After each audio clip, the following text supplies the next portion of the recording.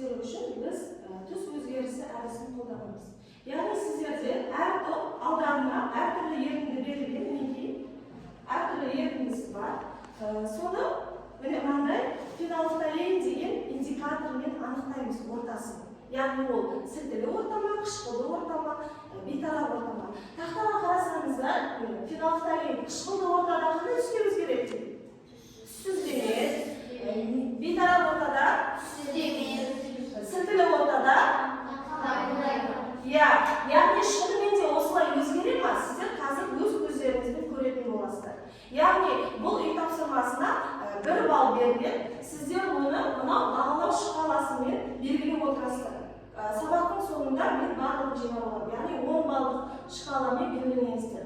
Бағалау шкаласына qaraydigan bo'lsa, bu yerda turli tusda bo'lib turgan, ya'ni qishqili o'rta, betaraf o'rta, siltili o'rta degan сияқты bizning indikatorning tus o'zgarishiga o'xshaydi. Ya'ni sizlar 10 ball jinasanizlar, ya'ni siltili o'rtaga jetdingizlar degan so'z. Tushundingmi? Al endi uy topshirmasini jasalash uchun birinchi topdan boshlaylik. Boshlaymiz birinchi top.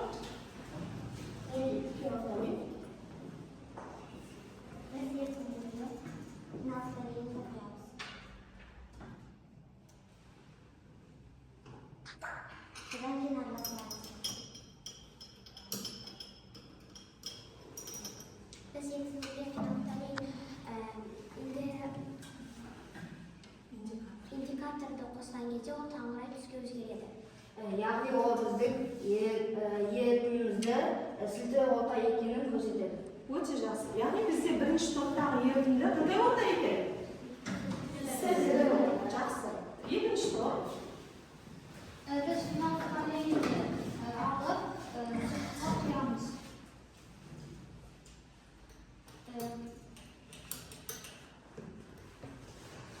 Biz o'zi yerimdagi fenolftalein indikatorini qo'shganda uning tusi o'zgargani yo'q. Ya'ni bizning o'rtamiz qishqili o'rta ekanini ko'rsatadi.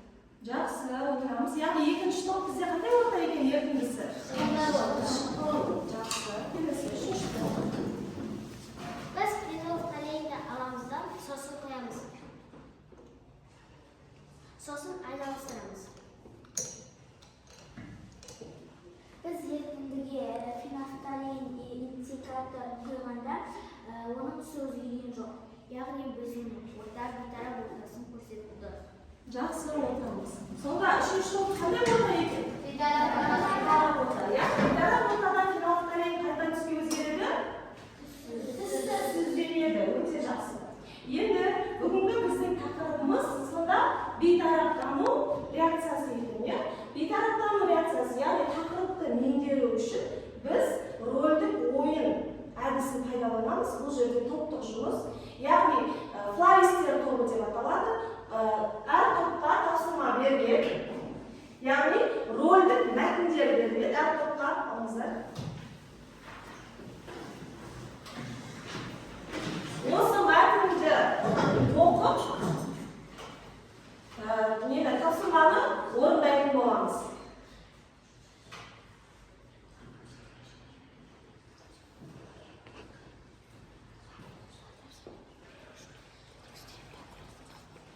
Bizga qay top dayil, sol top qo'rqay beradi. Qay top dayil? Bizga taqdir o'ta qisqa.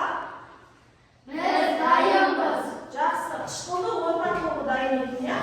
Unda bunday bunday florist deganda tegizamiz masalan.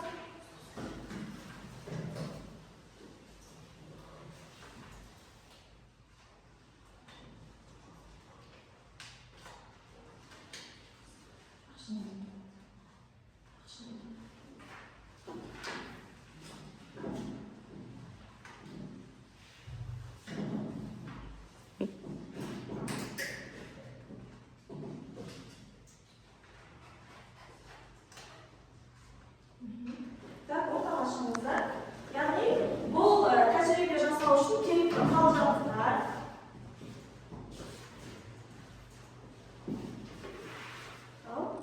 Masalan, Yerimizda o'ta ko'p gullar bo'lsa, gullarning orasida bir gul so'lib qoldi. Sol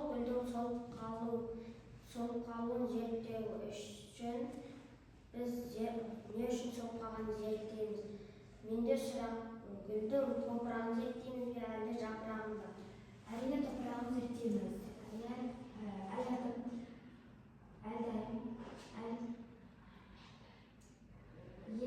Ең алдымен топырақтың ерітіндісін жасаймыз. Сосын топырақтың pH ортасын жасаймыз. Бұл біздің гүлдің денсаулығын көмектесеміз. Biz qatiqpен стаканға алып,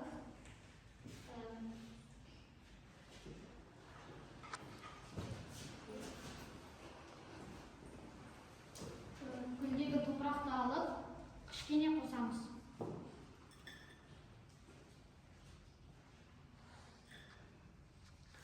Және су қосамыз.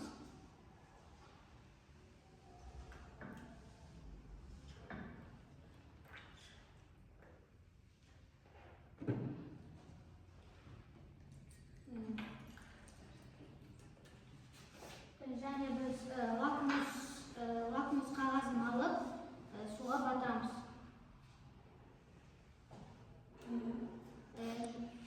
Бұл қызыл түске айналды. Яғни, қараймыз. Лакмус қағазы қандай ортада қызыл түске ауысады екен? Қышқылды ортада. Сонда біздің топырағымыз қандай орта? Өте жақсы. Енді осы қышқылды ортаны бейтараптауымыз қажет, иә? Біз осы гүлімізді бейтараптау үшін зерттелген заттарды қосамыз. Ол үшін үй жағдайында жұмыртқан қабығының осы ұнтағы және де су керек. Ол үшін суды қосамыз.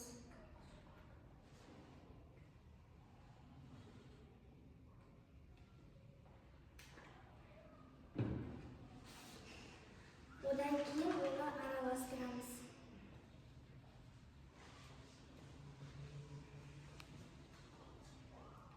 Ерітінді пайда болған ерітінді жасағаннан кейін оны гүлге құямыз. Осылайша біз гүліміздің денсаулығын жақсарта аламыз. Өте жақсы. Яғни, біздің гүліміздің сұлулығының себебі не екен? Оның топырағы қандай болып кеткен екен?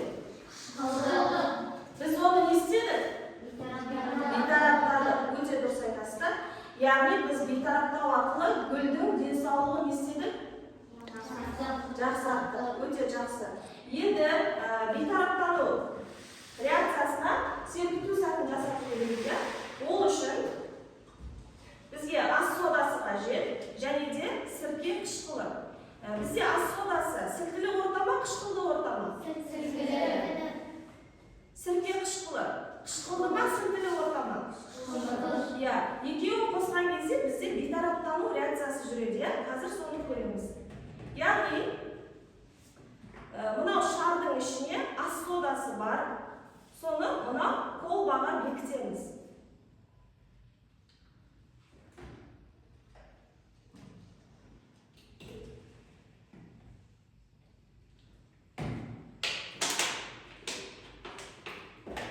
Колбаға аздап сірке қышқылын құямыз.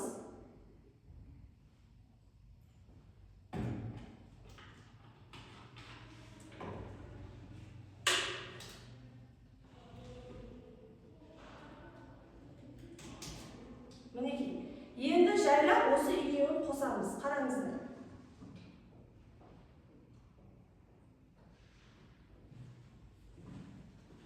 Мінекей, не байқалып жатыр?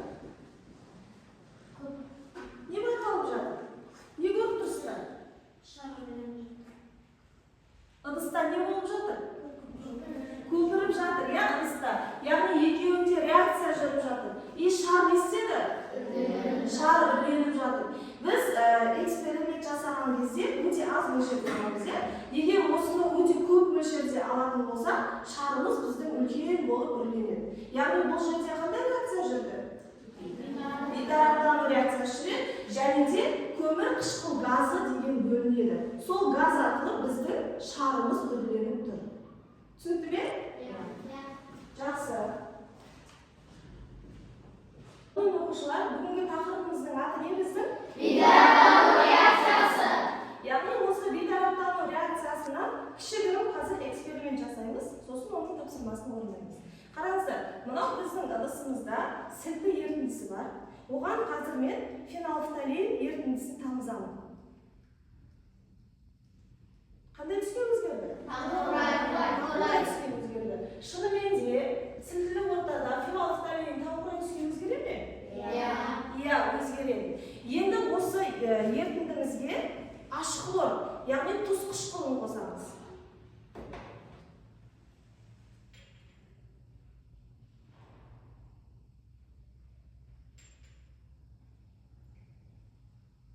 Не істеді таңқурай түсіміз? Түссізденіп кетті, я? Яғни бұл жерде қандай реакция жүрді? Бейтараптану реакциясы жүрді. Я, өте дұрыс айтасыздар, бұл жерде бейтараптану реакциясы жүрді. Яғни сілтілі заттарды қышқыл қосатын болсақ, немесе қышқылды заттарға сілті қосатын болсақ, бізде бейтараптану реакциясы жүреді. Енді барлығымыз дәптерімізді ашамыз.